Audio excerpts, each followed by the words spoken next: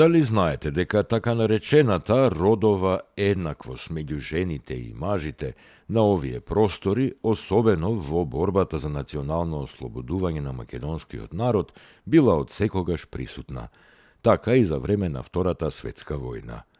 Магдалена Антова, Ибе Паликуќа, Естреја Овадија Мара, Вера Ацева, Елпида Караманди, Невена Ѓоргиева Дуња, Вера Јоцич, Фана Кочовска, Веселинка Малинска, Мара Нацева и уште други околу 5740 жени учествувале во народно-ослободителната и антифашистичка војна во Македонија. Од нив околу 300 загинале. Го вградиле животот во темелите на македонската држава, а меѓу првите 100 борци имало 11 жени. Дали знаете дека на 5 март 1993 година, 2 години по прогласувањето на независност на новата македонска држава, се случи првата голема авионска несреќа во Македонија? На летот 301 на Палер Macedonian Airlines со крајна дестинација Цирих се случи авионот да се урне веднаш по полетувањето од Скопскиот аеродром.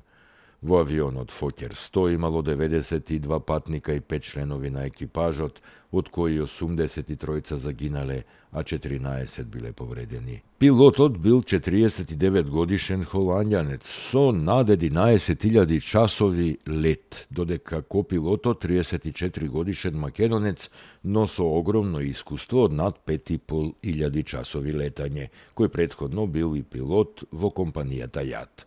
Повеќето од патниците биле луѓе од Косово кои работеле во Швајцарија.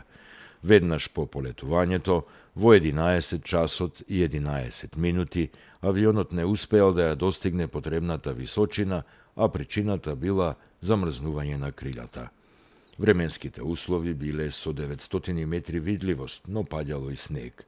Истрагата покажала дека причината за падот се пропусти во процедурата за одмрзнување на мразот од крилата. За мраз биле проверени само почетните делови, каде бил востановен снег, кој не представувал опасност, бидејќи тој веќе се топел. Ниту пилотите, ниту лицата задолжени за одмрзнување не знаеле дека горивото сместено во крилата било со многу ниска температура и тоа придонело стопениот снег да се претвори во мраз, додека авионот чекал дозвола за полетување.